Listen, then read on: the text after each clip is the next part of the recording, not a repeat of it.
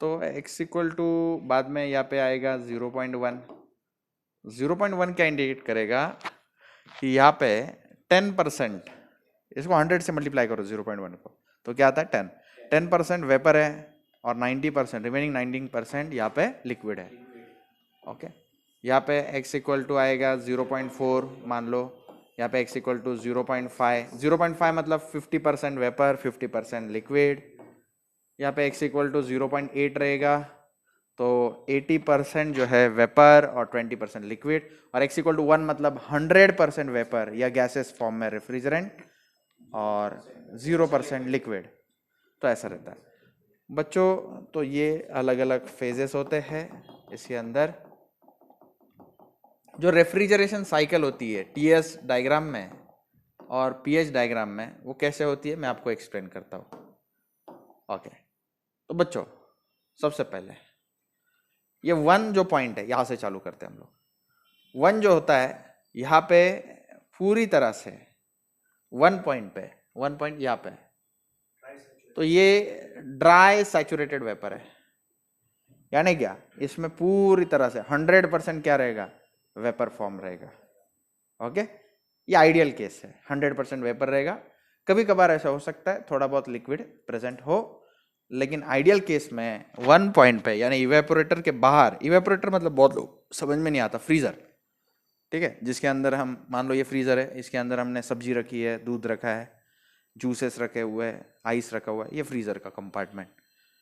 तो इवेपोरेटर का काम क्या है, फ्रीजर के अंदर की सारी जो हीट जो है वो क्या करेगा, वो एब्जॉर्ब करेगा।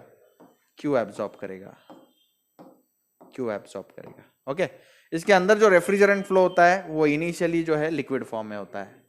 इसको मैं पूरा लिक्विड नहीं होता, वो थोड़ा सा 10-20% वेपर फॉर्म होता है, क्योंकि ये जो लाइन है थ्रोटल वॉल के बाहर जो आती है, वहाँ से आते आते उसमें 10-20% वेपर रह सकता है। ये 4 ले देता हूँ। तो यहाँ पे जो बच्चों 4 से लेके 1 जो है, यहाँ पे लो टेम्परेचर रहेगा। टेम्परेचर कैसा है, लो है, और प्रेशर भी जो है वो लो है, प्रेशर भी लो है। लो टेम्परेचर लो प्रेशर। ओके, तो ये 4 पॉइंट लो प्रेशर, लो टेम्परेचर जोन है 4 टू लेके 1 तक। यहाँ पे एंट्री के वक्त जो रेफ्रिजरेंट है वो लो टेम्परेचर लो प्रेशर, और कौन सा फेज है, लिक्विड फेज है।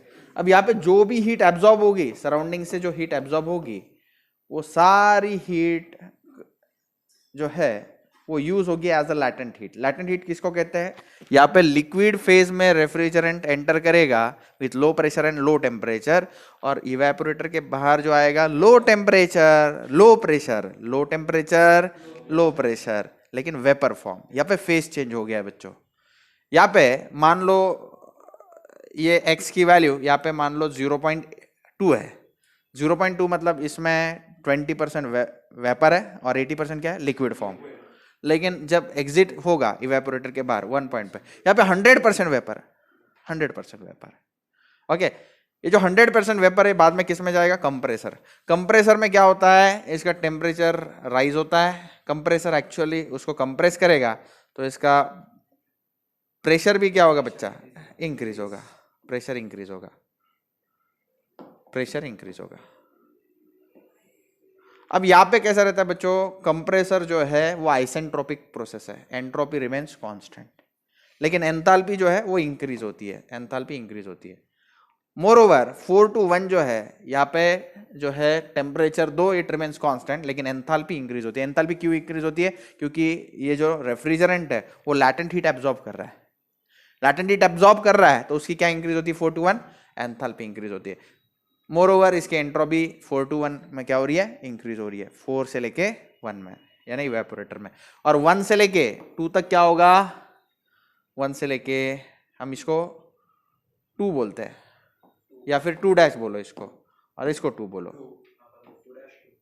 ओके, तो यहाँ पे क्या होता है बच्चों, ये कंप्रेसर में जो है कंप्रेस होता है, उसके कारण टेम्परेचर बढ़ता है और प्रेशर भी क्या होता है, बढ़ता है। ये ड्राई सैचुरेटेड वेपर था, वो सुपर हीटेड हो जाता है, ठीक है। फिर यहाँ पे यही इवेपोरेटर का थोड़ा बाईपास करके इसको को थोड़ा सा ठंडा किया जाता है और उसको सैचुरेटेड वेपर में फिर से लाया जाता है। सैचुरेशन पॉइंट यानी एक्स की वैल्यू क्या है 1 है। ये 2 डैश मतलब क्या है सुपर हीटेड वेपर, एकदम सुपर हीटेड वेपर। ओके, फिर 2 यानी क्या ड्राई सैचुरेटेड वेपर। फिर उसके बाद में इसको पास ऑन किया जाता है थ्रू अ कंडेंसर। कंडेंसर जो है एक्सटर्नल यूनिट है बच्चों। रेफ्रिजरेटर के बाहर आप कभी हाथ लगाओगे तो आपको हमेशा गर्म दिखाई देगा। Walls of the refrigerator are always hot. तो वो क्या करते हैं वॉल से हीट जो है बाहर की तरफ इजेक्ट होगी। Q is rejected from condenser. यहाँ पे फेस कौन सा है रेफ्रिजरेंट का? ऑफ कोर्स वेपर फेस है। तो ये रेफ्रिजरेंट क्यू रिजेक्टेड। अब यहां से हीट रिजेक्ट होगी धीरे धीरे जो है बच्चों इसका टेम्परेचर जो है ये 2 से लेके यहाँ पे बच्चों मैं मान लो 3 कहता हूं, तो 2 से लेके 3 जो है बच्चों सिर्फ हीट जो है वो बाहर रिजेक्ट हो रही है। यहाँ पे टेम्परेचर कम नहीं होता। यहाँ पे क्या होता है 2 से लेके 3 क्या होता है हीट बाहर रिजेक्ट हो रही है तो इसका एंट्रोपी डिक्रीज होता है, एंथैल्पी डिक्रीज होता है 2 से 3। देखो क्या बोला मैंने 2 to 3 एंथैल्पी इज रिड्यूस, 2 से ले entropy is also reduce, temperature remains constant, pressure is also remains constant. ऐसा कैसे पॉसिबल है? लेकिन यस पॉसिबल है, क्योंकि ये जो सारी हीट रिजेक्ट हो रही है ये लैटेंट हीट है। यानी यहाँ पे फेस चेंज होगा। यहाँ पे फेस कौन सा है? वेपर फेस है। x इक्वल टू 1 मतलब क्या 100%। 1 into 100 करो, 100% वेपर एंड 0% लिक्विड। लेकिन जैसे यहाँ पे आएगा देखो ना, यहाँ से यहाँ पे आएगा तो यहाँ पे x की वैल्यू क्या है 0, मतलब क्या है 0% वेपर एंड 100% लिक्विड। अब ये जो लिक्विड है बच्चों 3 to 4 देखो सडन टेम्परेचर ड्रॉप हो रहा है और प्रेशर ड्रॉप हो रहा है। सडन टेम्परेचर ड्रॉप और सडन प्रेशर ड्रॉप अगर आप करना चाहते हो तो रेफ्रिजरेंट लिक्विड रेफ्रिजरेंट जो है 3 पॉइंट पे उसको एक नैरो पैसेज से पास होना चाहिए। अगर बहुत ही नैरो पैसेज से हम किसी भी लिक्विड को या रेफ्रिजरेंट को पास करते हैं तो सडनली उसका क्या हो जाता है बच्चों प्रेशर डिक्रीज हो जाता है और टेम्परेचर भी डिक्रीज हो जाता है। तो एक्सपेंशन वाल्व या थ्रोटल वाल्व 3 to 1 जो लिक्विड रेफ्रिजरेंट आएगा, 3 to 4 में जो एक्सपेंशन वाल्व या थ्रोटल वाल्व है वहां पे क्या होगा उसका प्रेशर ड्रॉप डाउन होगा, प्रेशर ड्रॉप डाउन होगा, टेम्परेचर ड्रॉप डाउन होगा, एंथैल्पी विल रिमेन कांस्टेंट। अब यहां पे जो रेफ्रिजरेंट है 4 पॉइंट पे वो क्या है very cool and wet refrigerant. Wet मतलब क्या अराउंड 100% भी हो सकता है आइडियल केस में, या 80 या 90% तक उसमें क्या रहेगा लिक्विड रेफ्रिजरेंट रहेगा, वेरी वेट। फेस कौन सा है? लिक्विड है। तो रेफ्रिजरेंट इवेपोरेटर के अंदर कॉइल्स थ्रू एंटर करेगा, यहाँ पे कॉइल्स रहेंगे। ओके, ये सराउंडिंग हीट जो है वो एब्जॉर्ब करेंगे। फ्रीजर के अंदर जो हीट है उसको क्या करेंगे वो एब्जॉर्ब करेंगे। वो हीट एब्जॉर्ब होगी और वो हीट को किस में यूटिलाइज करेंगे? Heat will be utilised to what? बोलो बच्चों। ये हीट यूटिलाइज होगी एंट्रोपी इंक्रीज करने के लिए, एंथैल्पी इंक्रीज करने के लिए। जो भी हीट एब्जॉर्ब हो रही है that is latent heat of vaporisation.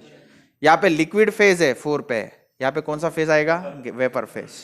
Phase change होने में वो यूज हो रही है, तो दैट इज लैटेंट हीट। फिर उसके बाद में क्या होगा? यहाँ पे क्या है बोलो बोलो, temperature is low, pressure is also low. अब प्रेशर और टेम्परेचर बढ़ाने के लिए किस में पास किया? कंप्रेसर। कंप्रेसर में देखो ड्राई सैचुरेटेड वेपर ही जाना चाहिए, नहीं तो कंप्रेसर खराब हो जाता है, उसके लिए प्रोविजन चाहिए। अगर वेट लिक्विड रेफ्रिजरेंट अगर कंप्रेसर में चला जाए तो कंप्रेसर के पार्ट जो है वो एब्रप्टली बिहेव करना चालू कर देते हैं, इसलिए थोड़ा प्रीहीटिंग वगैरह भी का प्रोविजन आगे हम देखेंगे जब हम ये आइडियल केस देख रहे हैं। हम आगे जो है हम देखेंगे यहाँ पे थोड़ा प्रीहीट भी किया जाता है रेफ्रिजरेंट को अगर वो लिक्विड स्टेट में, क्योंकि कंप्लीटली वेपर स्टेट में ही कंप्रेसर में जाना चाहिए रेफ्रिजरेंट। तो कंप्रेसर में क्या होगा? प्रेशर बढ़ेगा इसका, ये सुपर हीटेड होगी। उसके बाद में 2' से लेके 2 थोड़ा प्री कूलिंग प्रोवाइड करते हैं। उसके बाद में कंडेंसर में भेजते हैं। कंडेंसर में क्या होता है? फेस चेंज होता है, temperature remain constant, pressure also remain constant, face changes.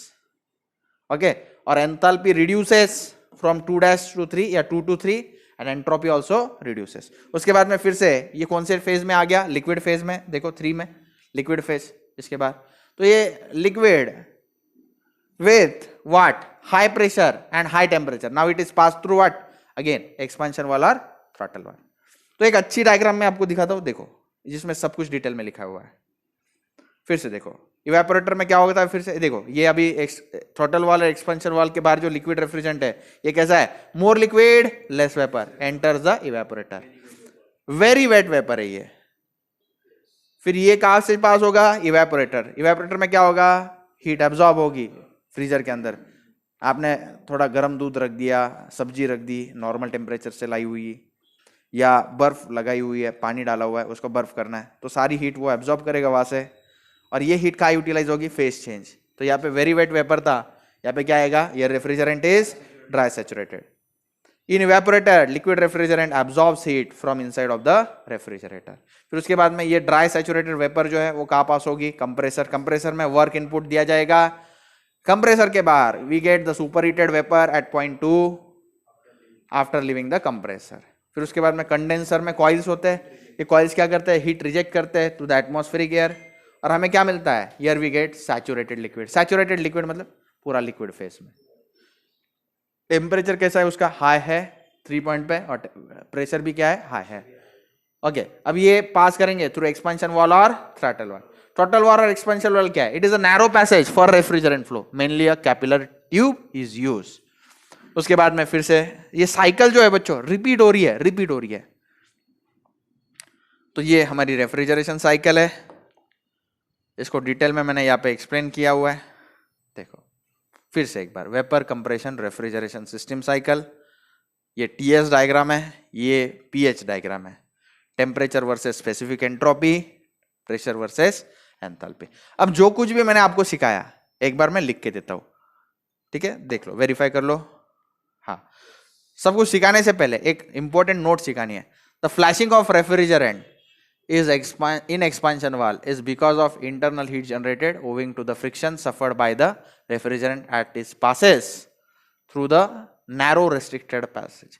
ये कंसेप्ट होती है, बहुत बार लोग ओरल में पूछ लेते हैं कि फ्लैशिंग ऑफ रेफ्रिजरेंट क्या होता है। तो फ्लैशिंग ऑफ रेफ्रिजरेंट मतलब क्या होता है, the flashing of refrigerant in expansion valve is because, क्यों होता है ये, of internal heat generated owing to friction suffered by refrigerant as it passes through narrow restricted passage। एकदम narrow passage से जब रेफ्रिजरेंट पास होता है तो फ्रिक्शन के कारण क्या होता है, उसका फ्लैशिंग होता है, मतलब उड़ जाता है वो, ऐसा बोलते हैं।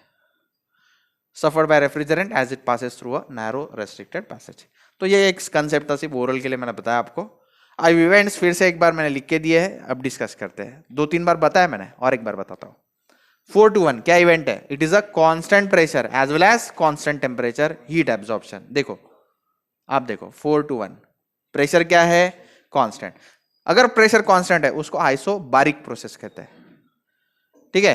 4 to 1 टेम्परेचर क्या है बच्चों, कांस्टेंट है। 4 to 1 temperature is constant, pressure is constant. Liquid phase में रेफ्रिजरेंट एंटर करेगा at low temperature low pressure, और उसी लो टेम्परेचर और लो प्रेशर पे एग्जिस्ट करेगा, लेकिन कौन से फेज में, वेपर फेज में। देखो तो देखो, it is a constant pressure as well as constant temperature heat absorption by the liquid refrigerant as it passes through the evaporator coil from the surrounding to the evaporator, producing refrigeration effect और a cooling effect. उसके बाद में 1 to 2 क्या है, it is a isentropic compression. Isentropic मतलब entropy will remain same of dry saturated refrigerant vapor from evaporated pressure to a condenser pressure during which work is done on the refrigerant। तो इस ये जो cycle है 1 to 2 ये compressor से related है। देखो यहाँ पे एंट्रोपी जो है थ्रू आउट सेम है, 1 to 2 entropy remains same, work input दिया जाता है इसमें, ओके। हाँ, एंथैल्पी 1 to 2 में बढ़ जाती है थोड़ी सी, प्रेशर भी इंक्रीज होता है और टेम्परेचर भी क्या होता है इस साइकिल में, इंक्रीज होता है। तो आप मन से ये पॉइंट्स एग्जाम में लिख सकते हो। उसके बाद में बच्चों 2, 2' और 3 ये क्या है, it is isobaric cooling as well as condensation of the refrigeration. Condensation हम क्या किसको कहते हैं, कंडेंसेशन कब होता है, जब वेपर का लिक्विड में फेज चेंज होता है, ठीक है। हाँ, बारिश गिरती तो हम क्या बोलते हैं, वाटर वेपर कंडेंस हो गया पानी में और तब बारिश हुई, तो कंडेंसेशन वही है, vapour to liquid. Condensation of refrigerant vapour in the condenser while the refrigerant in is refrigerating heat to the coolant circulated around the condenser tube. तो ये कंडेंसेशन होता है। उसके बाद में 3 to 4 क्या है, इट इज आइसेंथैल्पिक थ्रॉटलिंग। तो मैं आपको फिर से ग्राफ दिखाता हूँ। ये देखो कंडेंसिंग कैसे हुआ था, देखो 2 to 3 आइसो बारिक या कांस्टेंट प्रेशर वाला प्रोसेस था। फिर उसके बाद में 3 to 4 में क्या है बेटा, enthalpy remains constant, enthalpy remains constant, तो ये आइसेंथैल्पिक प्रोसेस है, आइसेंथैल्पिक। तो जरूरी नहीं जो प्रोसेस आइसेंथैल्पिक है वो आइसेंट्रोपिक भी हो, ऐसा जरूरी नहीं। तो यहाँ पे जो है बच्चों entropy is not constant, okay, entropy changes but enthalpy is constant. तो थ्रॉटलिंग वाल्व में ये प्रोसेस होती है आइसेंथैल्पिक प्रोसेस। तो मैं पढ़ के दिखाता हूँ। इट इज आइसेंथैल्पिक थ्रॉटलिंग और a saturated liquid refrigerant from the condenser pressure to evaporator pressure during which about 20% of liquid refrigerant flashes into vapour.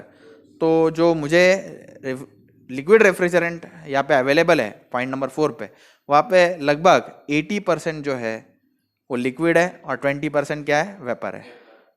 तो ऐसा है। तो यहाँ पे फ्लैशिंग ऑफ रेफ्रिजरेंट क्यों हो रहा है, नैरो पैसेज से रेफ्रिजरेंट पास होता है इसलिए उसका फ्लैशिंग हो जाता है, वो फ्रिक्शन के कारण होता है, इसके कारण मुझे वो 20% वेपर मिली है, इसको बोलते हैं रेफ्रिजरेंट का फ्लैशिंग। तो ये कंसेप्ट था।